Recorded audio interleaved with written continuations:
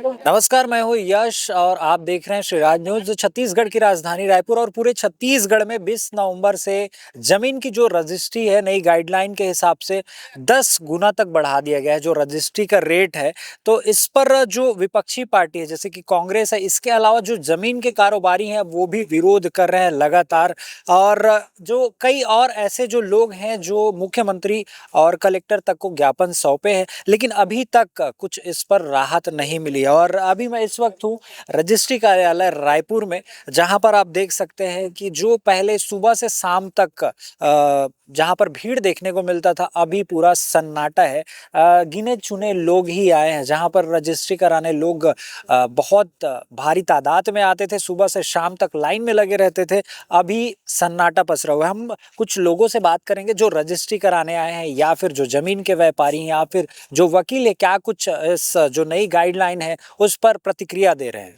तो राजधानी रायपुर में ये जो है रजिस्ट्री कार्यालय में पहुंचे हैं राजधानी के कुछ जो जमीन के व्यापारी हैं और नई गाइडलाइन को लेकर इनका क्या प्रतिक्रिया है हम जानेंगे।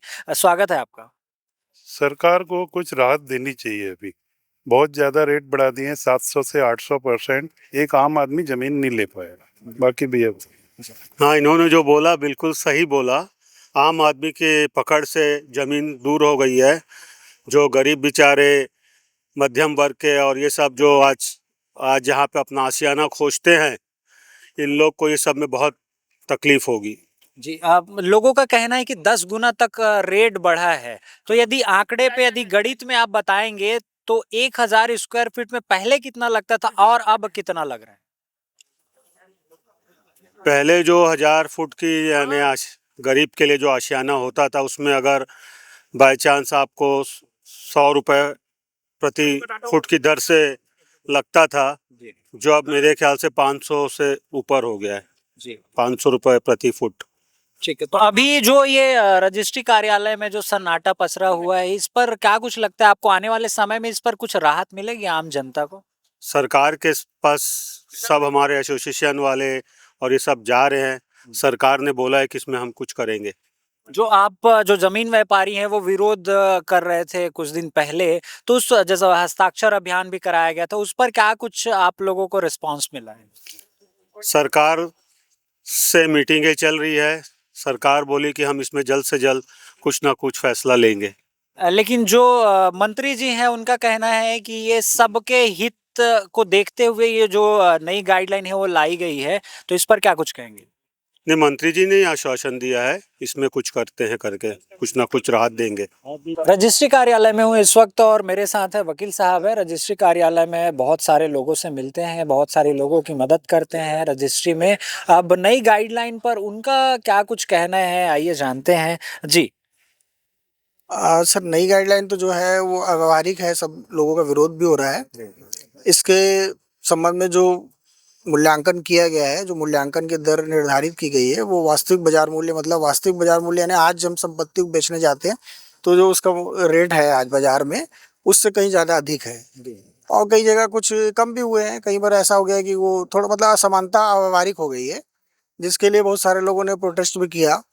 और इसके लिए हमारे माननीय मंत्री जी जो हैं ओपी चौधरी जी, उन्होंने समय भी दिया था, लोगों से मुलाकात भी की है और उन्होंने आश्वासन दिया है कि जो अव्यावहारिक हुआ है, जो भी, उसको हम फिर से पुनः विचार करेंगे और उस पर जो भी सुधार संभव हो सकेगा वो हम करेंगे, ऐसा उन्होंने आश्वासन भी दिया है। जी, तो अभी आपको क्या लगता है कुछ समय बाद ये जो नई गाइडलाइन आई है, जैसे रेट बढ़ा है, इस पे आसार है कि कम हो जाएगा। क्योंकि वो व्यावहारिक है और उसको सुधार किया जाना बहुत आवश्यक है, इसलिए मैं समझता हूँ कि गवर्नमेंट भी जो है वो जनता के हित में सोचेगी और उसको जरूर उसमें जो गलत हुआ है उसको सुधार करेगी वो। तो जो आम जनता है जो जमीन लेना चाह रहे हैं या रजिस्ट्री कराना चाह रहे हैं, उनको क्या कुछ मैसेज देंगे कि अभी वो रजिस्ट्री ना कराए या थोड़ा रुक कर जमीन लें, ऐसा क्या कुछ मैसेज देंगे। मैसेज तो इसमें आवश्यकता ही नहीं है भैया देने की, क्योंकि क्या देखिए, जब मूल्यांकन बढ़ गया है, उस रेट पे जब कोई व्यवहार हो ही नहीं सकता, यानी अंतरण हो ही नहीं सकता है। अब जिसको गलत तरीके से कराना होगा उसको कोई, उसको वो करना होगा तो वो उसका कराएगा रजिस्ट्री, वो अपना देखेगा। लेकिन कुल मिला के मेरे हिसाब से अधिक जो लोग हैं, क्योंकि अब वो अव्यवहारिक हो गया है, और उतना रेट है नहीं, तो आदमी उतना स्टाम्प ड्यूटी लेकर के वो जमीन को नहीं खरीदेगा, स्वयं ही नहीं खरीदेगा उसको। मेरे को मैसेज देने की आवश्यकता ही नहीं है उसको। जी क्योंकि जो व्यवहारिक है वो तो व्यवहारिक है, उससे आदमी प्रभावित हो रहा है, तो कैसे लेगा। आप भी सोचिए, अगर कोई जमीन आपको पता है कि कोई चीज आप लेने जा रहे हो बाजार में 2 रुपए की है, अब आदमी उसको 10 रुपए में बेच रहा है, तो क्या आप लोगे? और आप किसी को सलाह दोगे कि आप लो? तो मैं कैसे सलाह दे सकता हूँ? बिल्कुल लेगा ही नहीं ना आदमी, हाँ। नेचुरल चीज है वो। जी अब उसमें जो रजिस्ट्रियाँ हो रही हैं आज की डेट में, जितने लोग आ रहे हैं उसमें हाउसिंग बोर्ड वाले हैं, जिनको हाउसिंग बोर्ड वगैरह जो डायरेक्ट रजिस्ट्रियाँ कराती है, और कुछ बैंक फाइनेंस वाले। क्योंकि बैंक फाइनेंस में क्या होता है कि वो देखिए, हर प्रॉपर्टी का गाइडलाइन जो होता है वो एक निर्धारित मिनिमम मतलब रेट होता है एक जगह का, कि यहाँ से यहाँ तक का ऐसा हम रेट निर्धारित करते हैं। लेकिन कई संपत्तियों का रेट ज़्यादा होता है, तो जिन्होंने ज़्यादा में लिया है, गाइडलाइन से ज़्यादा में लिया है और फाइनेंस करवाया है, तो वो लोगों का मजबूरी है, वो लोग तो रजिस्ट्री कराएंगे ही। और बाकी वैसे कोई करा नहीं रहे अभी तो खाली है। तो पहले जैसे हम आपके क्लाइंट की बात करें तो पहले कितना, गाइडलाइन के पहले की बात करें और अभी क्या, कितने क्लाइंट आप हैंडल कर देगा? कोई क्लाइंट नहीं आ रहा सर, वही तो बताया मैं आपको, हाउसिंग बोर्ड वाले ही आ रहे हैं। और वो हाउसिंग बोर्ड वाले तो उनका डॉक्यूमेंट तैयार करके वो लोग देते हैं, वो लाते हैं, अपना प्रेजेंट करते हैं नंबर नंबर लेके।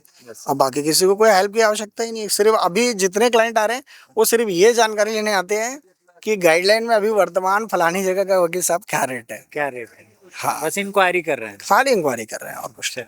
ठीक है, तो ये थे हमारे साथ वकील साहब हैं, रजिस्ट्री कार्यालय में बहुत सारे लोगों की वो रजिस्ट्री में मदद करते हैं। और अभी उनका कहना ये है कि इस वक्त तो सिर्फ इंक्वायरी करने आ रहे हैं लोग नई गाइडलाइन के बाद, और बहुत सारे चीज़ों में विस्तृत से वो जानकारी दिए हैं। आई थिंक, मुझे लगता है कि बहुत सारे लोगों को ये समझ में आ गया होगा कि अभी जो नई गाइडलाइन है इस पर थोड़ा सा होल्ड करना चाहिए रजिस्ट्री के लिए। आने वाले वक्त में क्या पता, ये जो नई गाइडलाइन के हिसाब से रेट कम हो सकता है। रजिस्ट्री कार्यालय में दस्तावेज लेखक के पद पर पदस्थ हैं हमारे बीच है महोदय। आखिर नई गाइडलाइन के बाद उनकी क्या प्रतिक्रिया है, हम जानेंगे। जी गाइडलाइन जो रेट है ना, पहले की अपेक्षा बहुत ज़्यादा बढ़ गया है भैया। इसलिए सामान्य लोगों की रजिस्ट्री कराने में बहुत ज़्यादा तकलीफ हो रही है।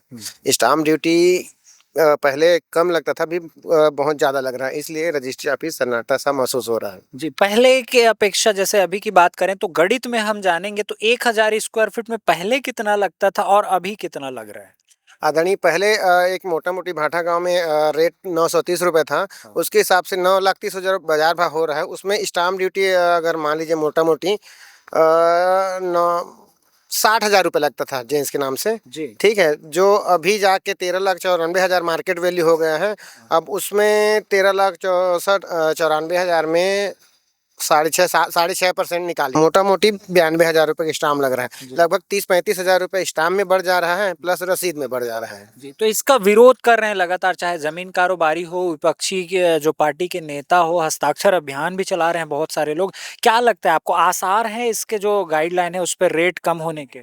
सर, ये तो हम नहीं बता पाएंगे, ये सरकार बताएंगे। आदरणीय, हम लोग जो भी देख रहे हैं जी। इसके अनुसार से लग नहीं रहा कि कम होगा ऐसे तो करके। पहले ये गाइडलाइन आने के पहले यहाँ मतलब प्रतिदिन कितना रजिस्ट्री हो जाता था और अब कितना रजिस्ट्री हो पा रहा है? देखिए सर जी, पहले रजिस्ट्री कम से कम 250 तकरीबन हो जाती थी, और अभी बहुत बमुश्किल 40-50 हो जा रही है दिन में।